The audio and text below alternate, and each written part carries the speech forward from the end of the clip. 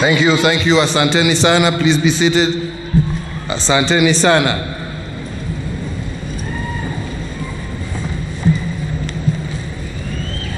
Leaders from across the entire political spectrum of our nation, members of the diplomatic corps, fellow Kenyans, today we commemorate 57 years of our independence and nationhood as a people. Indeed, on this day in 1963, the Union Jack of Britain came down and we hoisted our beautiful national flag. And once again on the same day, in 1964, the Dominion of Kenya became an independent republic, and that same night, the British governor of Kenya departed from our land, marking the end of 78 years of colonial rule. Indeed, on that memorable day, the journey to create, build and nurture a nation commenced. As we celebrate our independence today, we must also pay allegiance to the two symbols of our nationhood. Both our national anthem and the national flag were gifted to us by the founding fathers as representations of our nationhood. The national anthem was composed from a Pokomo lullaby as a prayer by an expectant nation, a celebration of the fertility of our land, and a call to action whenever anything Kenyan is threatened. And this is why each time our nation gathers, our opening act is always to sing our anthem. On its part, our national flag, the symbol of our national wounds and scars that we bear from the struggle that started almost 100 years ago in the 1920s. It is a picture of battles we have fought, battles won and some lost. It is the picture of the dreams of our founding fathers, held dear, and the price they had to pay for us to realize them. Let the record reflect that our national flag is not just a piece of cloth decorated with ink or a sentimental display of colors without history. Our national flag is indeed a historical record of our nationhood, its origins, and aspirations of our founding fathers. Each time we salute and pay allegiance to the black band of our flag, we must do it as a mark of our dignity. And indeed, the struggle for independence was primarily a struggle for dignity. And dignity was not about skin color. It was about a state of mind. In their documented memories, our founding fathers did not define blackness in reference to skin color. They defined blackness as an attitude that rejected the elevation of one race over another, a state of mind that scorned at the thought of one human being could be termed better than the other because of race, class, or gender. And this is the mantra of blackness that defines us as a people to date, unifying us in our ethnic, racial, religious, and cultural diversities. We also pay homage to the red band of our national flag. It symbolizes the boldness of those who stepped into the arena, did a duty to country, and paid the ultimate price. Today we salute and acclaim these heroes of our liberation that died to give us this Jamhuri Day. Similarly, we salute and hail our fallen heroes in the defense and security forces who have paid the ultimate price in order to preserve our peace, our sovereignty, and our way of life. May the God of all creation bless the departed souls of all our heroes. May he give their families comfort and pride, knowing that the sacrifices they made are a badge of honor in the making of our nationhood. Ladies and gentlemen, we salute and pay allegiance to the green band of our national flag. It is a prayer made by our founding fathers that the future of our nation will always have plenty within our borders, and that at all times, Kenya will be a bountiful, fruitful, and fertile nation. But fundamentally, the green band on our flag is an instruction from our founding fathers for each generation to hold in trust the bounties of our nation and leave a just inheritance for our children and their children. On this day, we also salute and pay homage to the white on our national flag. This is the glue that holds all other bands together, symbolizing our unity and oneness. They remind us that although we are 44 separate nations, we are one people, a rainbow nation of many colors. The two bands of white on our national flag are therefore a symbol of our nationhood, and they remind us that whenever we hoist the national flag, we must not just see the flag, we must see the nation of many colors.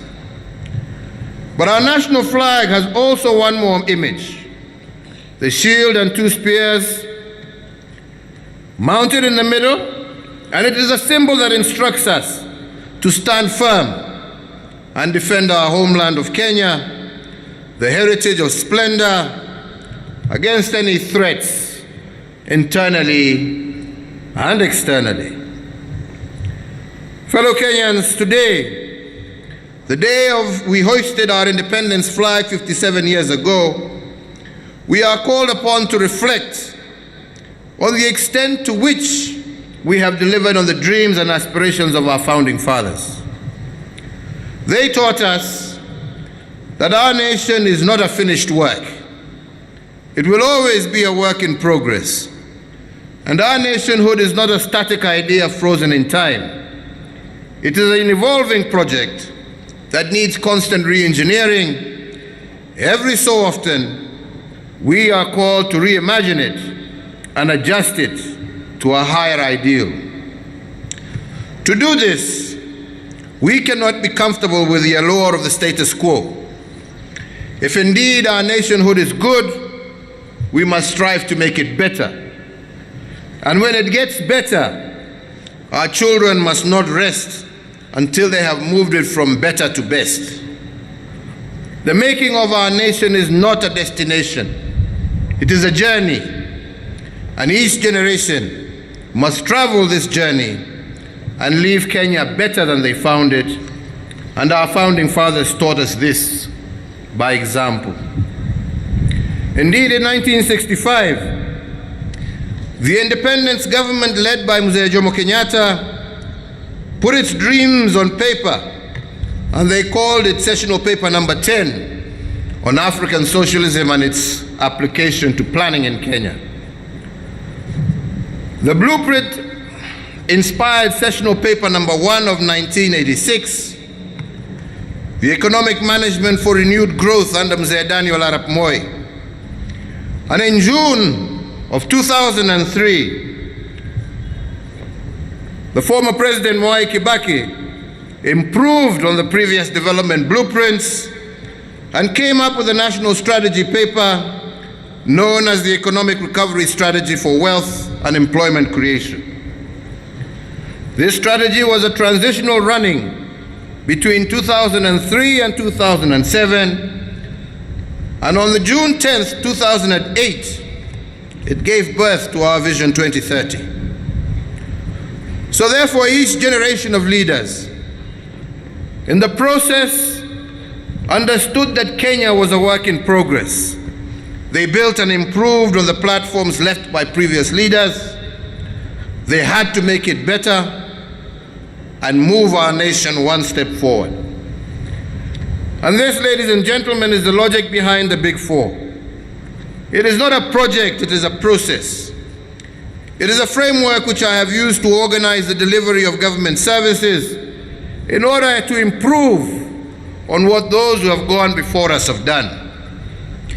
And as I explained during my State of the Nation address on November 12th, 2020, the Big Four builds on the intentions of previous administrations. It singles out the intent that has run through our history and that are relevant today. It focuses on four intents of our liberation struggle and the aspirations of our founding fathers. The first one is liberating our people from the poverty of dignity caused by inadequate services. The second is transitioning our people, especially our youth, from being earners of wage to owners of capital, no matter how rudimentary. And this is why I am investing in the Border movement, whose plan is to build capital through a ritual of daily savings that they themselves have termed kidogo kidogo. The third is jump-starting the shift from being a country of net consumption to one of net production. And the fourth is building a holistic base of human capital that is food secure and health assured. On liberating our people from poverty, from the poverty of dignity, and making them health assured, a good example is the work that is being done by the Nairobi Metropolitan Service.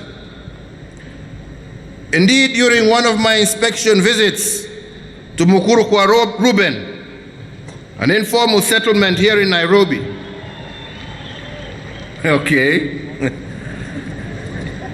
I was saddened to learn that 500,000 people who live there were being served by one small private health facility which had only 8 maternity beds. A woman giving birth in this facility cannot be admitted for more than 2 hours. In fact, after giving birth, she has to get out in 1 or 2 hours in order to give way for other patients. The only time she can stay for a day is if she has complications and cannot be transferred immediately to any other facility. If this is not poverty of dignity, I don't know what it is. To resolve this, I instructed the Nairobi Metropolitan Service to build 24 level 2 and level 3 hospitals in all our informal settlements here in Nairobi. And I note with satisfaction that NMS is on course to deliver these facilities by the end of January 2021. The idea is to take health services as close to the people as possible. And with the completion of the 24 new hospitals, we will have increased the bed capacity in Nairobi's informal settlements by 280. But nationally, and as I said during my September 24, 2020 address to the nation, on COVID-19 we have done more. When we were afflicted by the COVID-19 pandemic in March this year, we had only 8 infectious disease ICU beds countrywide. 7 days after the first COVID case was discovered, we were able to increase this capacity to 60. And today, we have 827 infectious disease ICU beds, up from 8 in March this year. During my 12th address on coronavirus pandemic, we had 7,411 isolation beds nationally. And this was achieved in only 6 months. But 3 months later, in December of 2020, this number has tripled and now stands at 20,910 isolation beds. These achievements cannot be gainsaid, and we are very grateful for the support that we have received from our county governments across the country. In fact, in a very short period of time, we have installed medical equipment never seen in this country since independence. And by March of 2020, once the Kenyatta University Hospital Integrated Molecular Imaging Center is complete, there will no longer be need for any Kenyan to travel abroad in search of specialized cancer treatment. Our capacity will handle most medical conditions that are currently being treated abroad. Coupled with the expanded county healthcare infrastructure, we intend to use our new capacity to also promote medical tourism from neighboring countries and to roll out universal health care under the Big Four program. Although we have some challenges in the health sector, we must remember that our endeavors are a work in process. Building a robust healthcare infrastructure at the county level has to go hand in hand with protecting our health workers as well. And indeed, my government is working on this. As I have said before, and I will never tire in thanking our healthcare workers for their dedication and selflessness amid the great health pandemic of our modern era.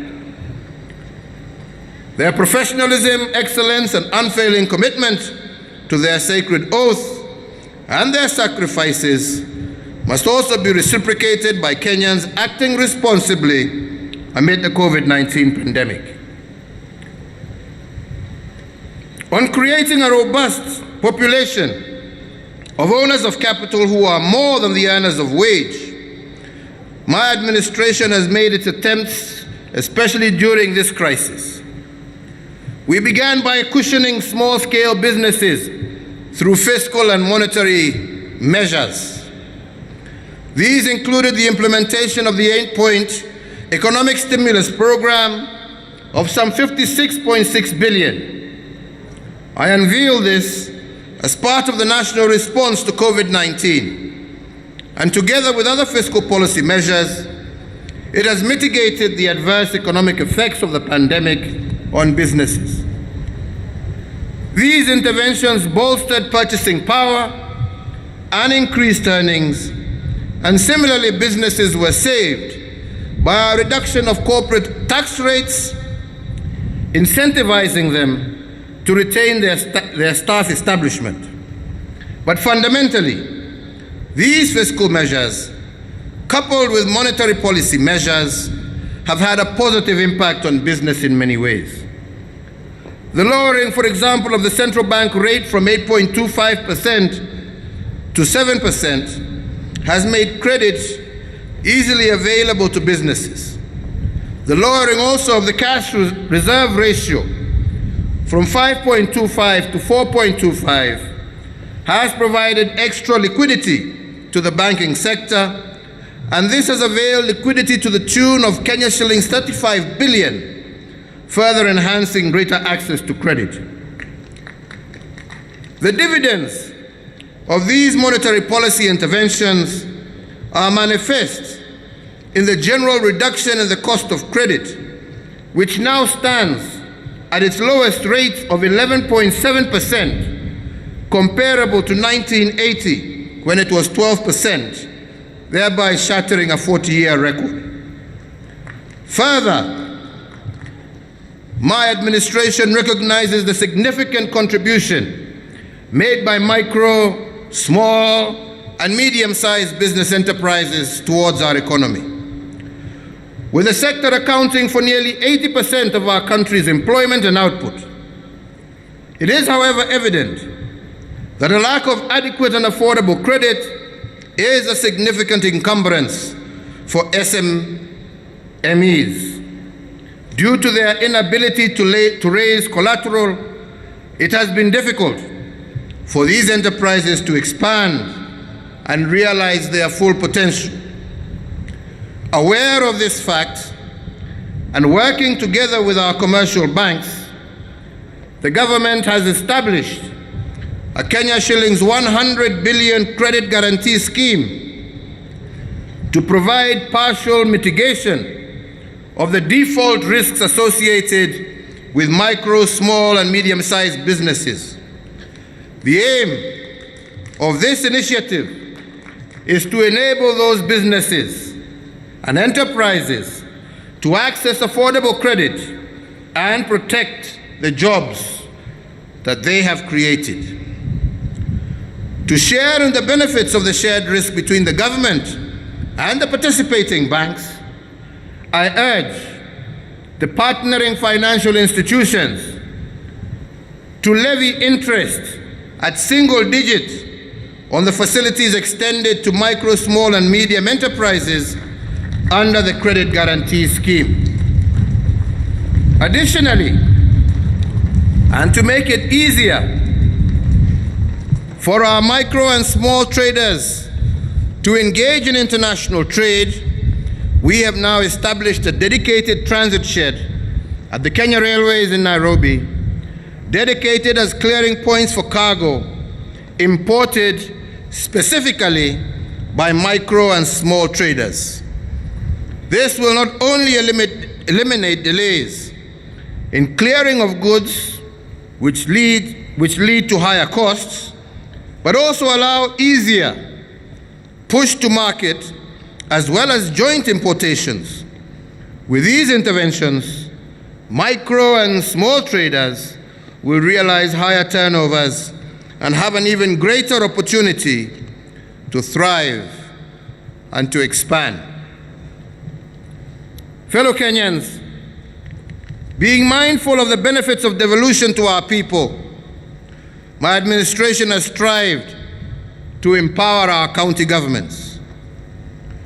Indeed, since the dawn of devolution in 2013, over 2.1 trillion has been dispersed to county governments in the form of equitable share from revenues raised nationally, as well as conditional allocations from the national government share of revenue, as well as proceeds of loans and grants from development partners.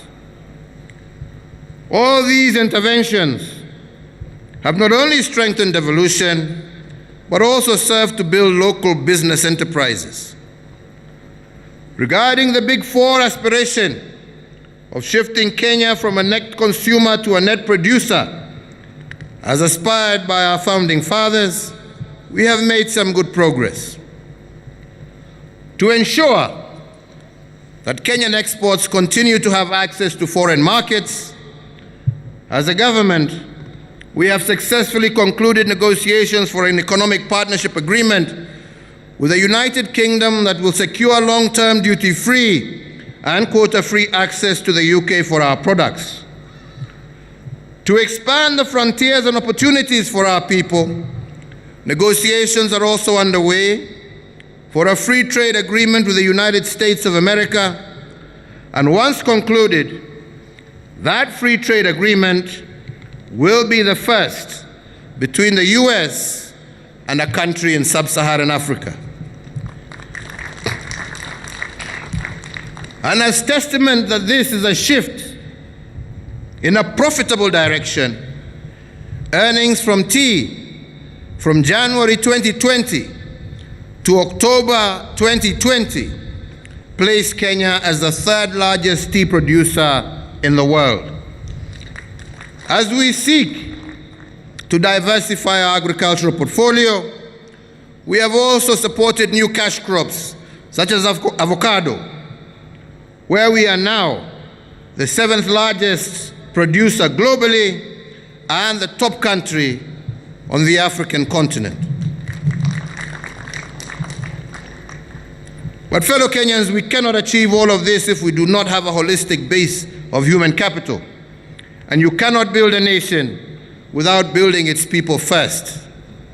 A holistic nation is one that is secure in the basic needs: food security, safe drinking water, decent housing, quality education are basic needs that are critical planks of the Big Four. On food security, the country is slowly inching towards sufficiency. As of this year, maize production is projected to rise by 12.7%, while that of potatoes is projected to go up by 19.8%. Regarding safe drinking water, I believe the record is even better. When we started the Nairobi Metropolitan Service, for instance, we learned that each household in our informal settlements consumes an average of 80 liters of water per day at an average price of Kenya shillings 40 per day. Water consumption alone represented about 10% of the daily earnings of settlement dwellers. I then instructed the Nairobi Metropolitan Service to sink 93 boreholes, which they did in 100 days, so that we can provide free water to the settlement dwellers. The demand for this service pushed us to sink an extra 100 boreholes, bringing our total boreholes in the Nairobi metropolitan area to a total of 193. These boreholes have the capacity to produce 41 million liters of water per day and are currently serving 2 million informal settlement dwellers with free water. Collectively, this saves them millions of shillings, liberating their finances for better use. And this is how transformative the work of the Nairobi Metropolitan Service has been to the residents of our nation's capital. But nationally also, we are on course to foster access to safe water. And by 2021, the national water coverage will stand at 80%, while sewage coverage will be at 40%. In 2021, the area under irrigation will be approximately 450,000 acres, significantly boosting our agricultural output. Regarding land and housing, only yesterday, I assented into law the Sectional Properties Bill, which seeks to deepen the reforms that we are undertaking in the land sector, thus improving the vibrancy of land as a factor of prosperity and development in Kenya. By promoting sectional ownership, we are empowering many more Kenyans to own homes by reducing the unit cost of housing, especially in our urban areas where land pressures are highest. Further, fueling a sector that continues to redefine the skyline of our cities and townships across the country. On education, as a critical plank of a holistic population, we have done a lot. But because of the challenges of COVID-19, we have been slowed down.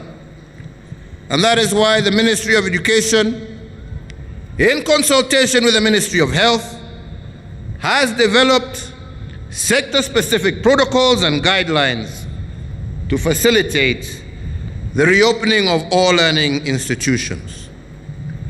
We remain on course for the resumption of learning in all classes effective the 4th of January 2021, with the safety of our young learners being our top priority.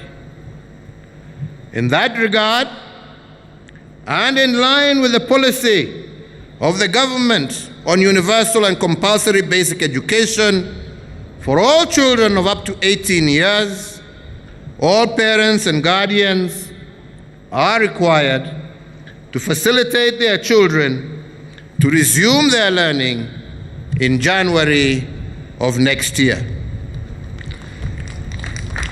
To ensure compliance with this directive and to guarantee that no child is left behind, I hereby order and direct as follows: that the Ministry of Interior and Coordination of National Government shall, through all chiefs and assistant chiefs, account for all children within the jurisdiction of those officers and also ensure that all children report back to school in January of 2021.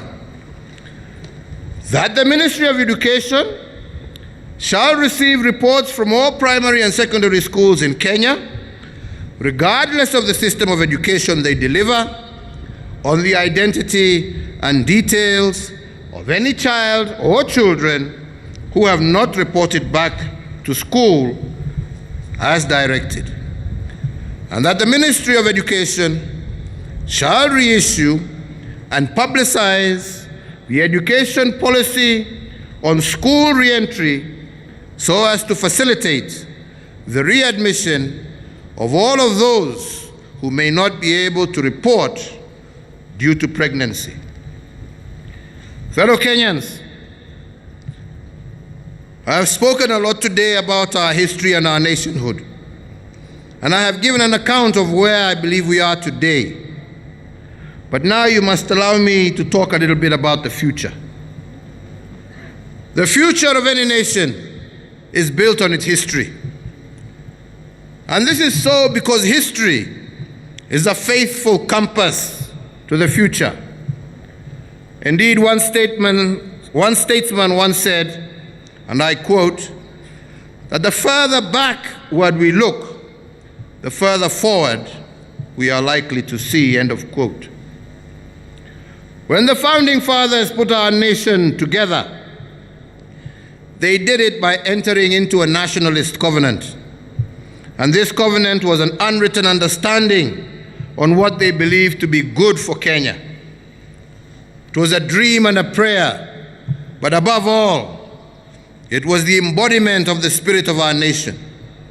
It bound one to all and all to one. And it demanded that all of us pay duty and allegiance to this informal agreement. Then at Lancaster House in the 60s, early 60s, this unwritten covenant between the 44 nations of Kenya was put on paper as our independence constitution. But our founding fathers cautioned us that what was put on paper was the letter of the Constitution, and it must never become more important than the spirit behind a constitution. They further emphasized that the spirit of our Constitution was justice, and that justice was also the spirit of God.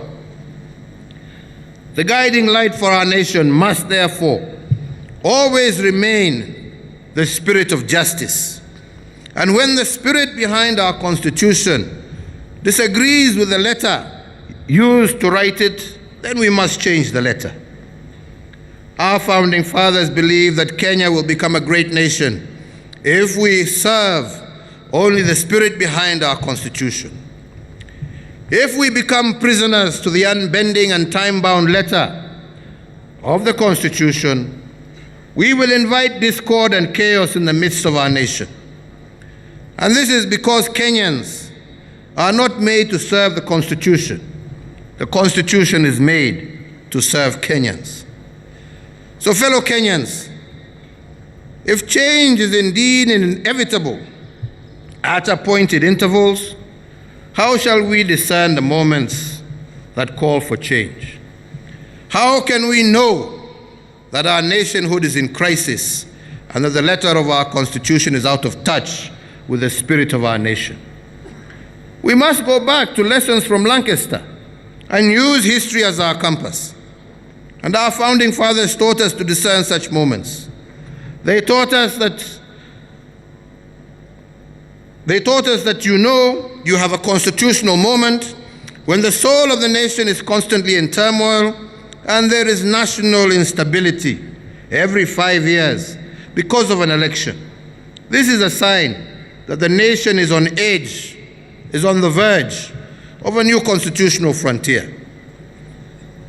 Ladies and gentlemen, if it takes an incredible 123 days to conduct an election, or 1/3 of a year, like we did in 2017, this is a sign that the moment calls for change. If our country loses 1 trillion shillings during this 123 days of electioneering, or an equivalent of 1/3 of our national budget. This is a sign that a moment of reckoning is approaching. And if for every 5 years we lose life and property, including of our young ones, this is a pointer that there is a problem that needs fixing. It is a sign that the letter of our Constitution has become rigid and not in tandem with the deep-seated aspirations of our people. My question to our nation, therefore, is this: what is wrong in trying to fix such anomalies?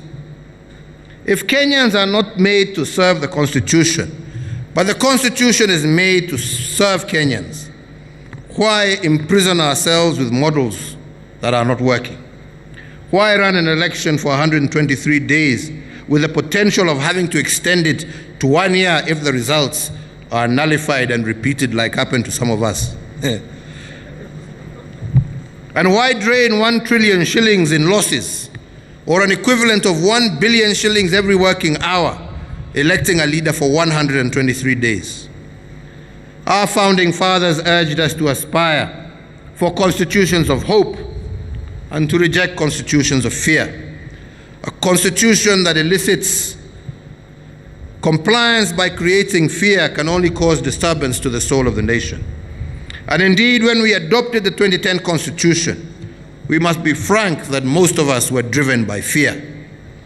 Our national spirit had been wounded, and we were afraid of repeating the 2007 post-election violence. But in running away from one crisis, we may have possibly created another. And I believe now is the moment to correct this and make a shift from a constitution of fear to a constitution of hope. A constitution that ensures our nation remains stable and therefore attractive to both local and foreign investors. Fellow Kenyans, the BBI proposes amendments to our constitution to give Kenyans hope for a better nation. It seeks to align the spirit of our nation with the letter of our Constitution, so that obedience to the Constitution is driven by hope and not fear. BBI intends to complete what was started when we adopted the 2010 Constitution and promised to change it later. In fact, the BBI is the driver of the first amendment to the 2010 Constitution. And BBI is not a one-size-fits-all that promises to settle all the constitutional questions through a singular amendment. It is the start of a continuous process of constitution making for our young nation. Even our founding fathers had to freeze certain thorny issues at independence in the hope that subsequent constitution-making processes would resolve them. Their logic then and my rationale today is a constitution is a living document and it cannot be rigid. And to build our nationhood, we must embrace the ideal of a continuous process of constitution making.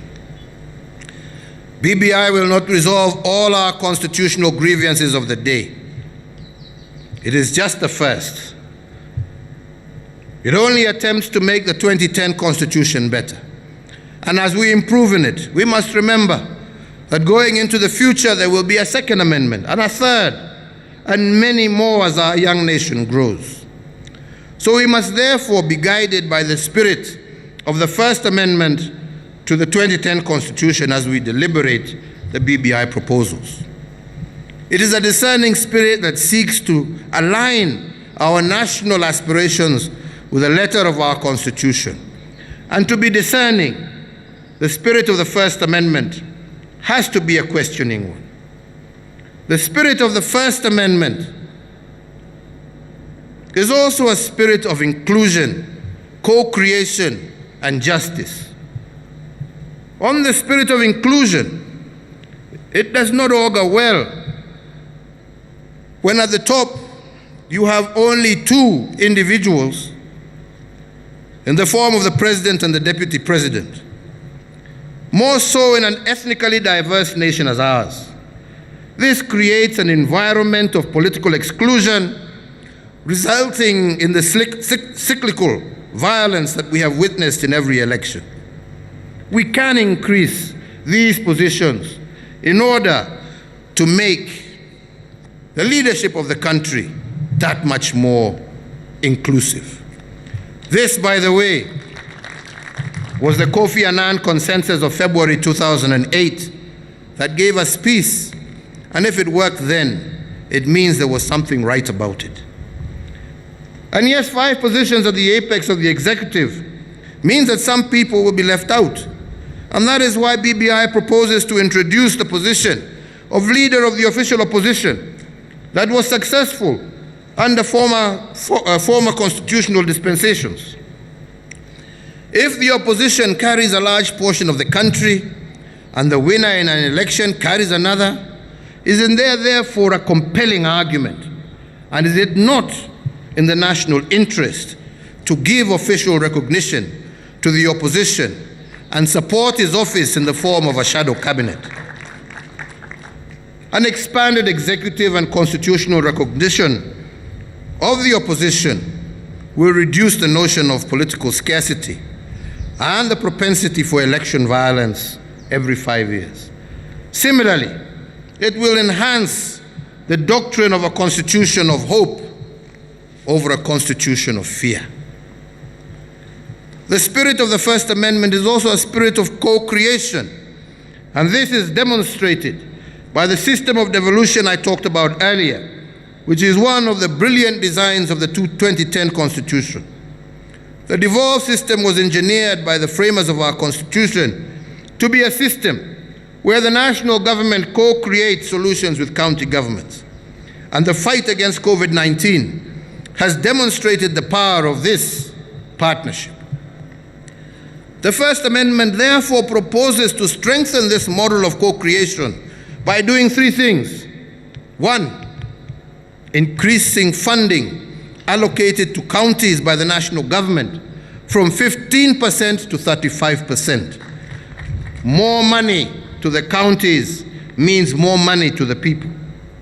2, creating a ward fund. And the intention here is to take development as close to the people as we can. But the third element of co-creation is probably the most compelling. We cannot co-create the devolved system if it is just dominated by men. Devolution without women is like a seedless field where nothing grows. And that is why the First Amendment proposes a 50-50 sharing of Senate by men and women. If 50% of Senate will be made up of women, their contribution to a robust devolved system will be felt. And this means that they will control half of the Senate decisions, including how the upscale 35% of national resources sent to the counties will be spent. And that is why we must ask the following question. Who loses if women control 50% of the Senate, its resources and its decisions? Is strengthening devolution through a 50-50 co-creation formula between men and women good for the country? I believe so. And does this formula support a constitution of fear, or does it create a constitution of hope? The spirit, therefore, of this First Amendment is also a spirit of justice. And by this I mean justice in representation and justice under the law. Justice in representation is also about inclusion. Every Kenyan must have a just and fair avenue for participation in the actions of his or her government. This is not a luxury. It is at the core of our democratic ethos. And that is why the First Amendment proposes to align in our representation model to ensure that everyone is accommodated justly. Justice under the law is about the judiciary as the third arm of the government. And to ensure that the will of justice spins fairly for all, and to reduce the distance between the disadvantaged and the law, the judiciary must in one way or another be subjected to the will of the people. It must have an oversight body that is a direct expression of the spirit of the nation. If the executive and parliament, which are also arms of government, are a direct expression of the will of the people, who is the judiciary accountable to? Where are the judicial checks and balances located outside of the Judicial Service Commission, led and dominated by officers of the court. The First Amendment proposes the setting up of an independent office of a judiciary ombudsman to oversight judicial action on behalf of the people of Kenya. And with this formula, the people win and the distance between the disadvantaged and the law is reduced. So, fellow Kenyans, as I end my address today, I appeal to all within our nation to unshackle our nationhood from bondage of fear and to boldly seize this moment of opportunity and hope. It is a time to embrace hope. In a triumph of hope over fear, in March of 2018, I began the journey of improving our nationhood by extending a handshake to the Right Honorable Raila Odinga. The handshake was a temporary solution to a long-term surge.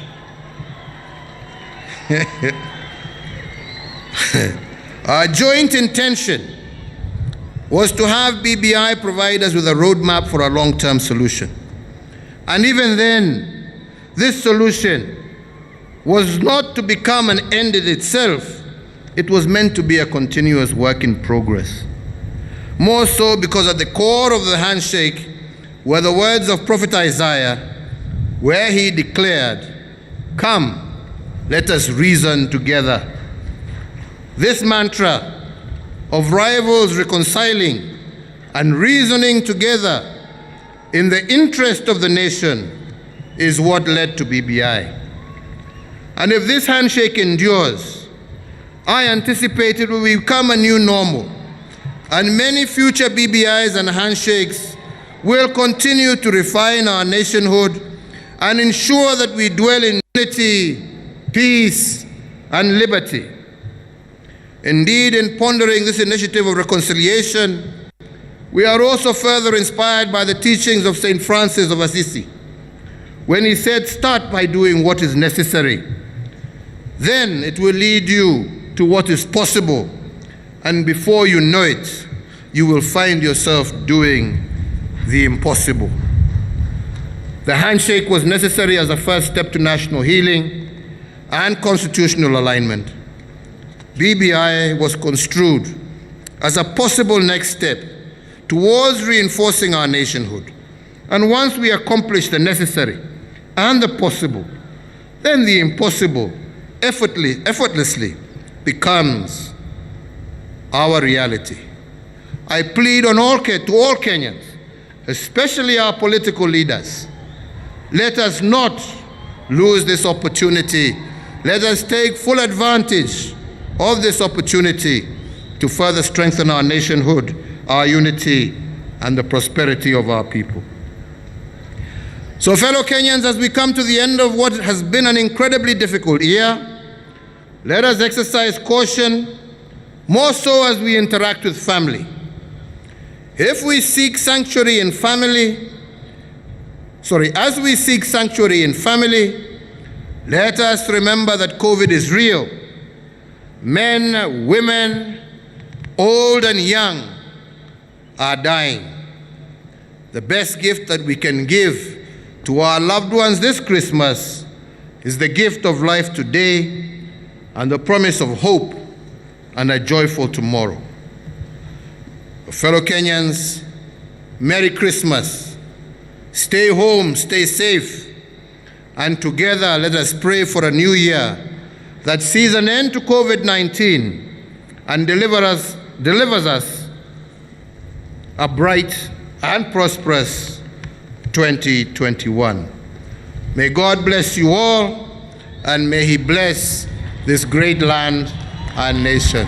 Asanteni sana. Thank you. Asante sana Mheshimiwa Rais.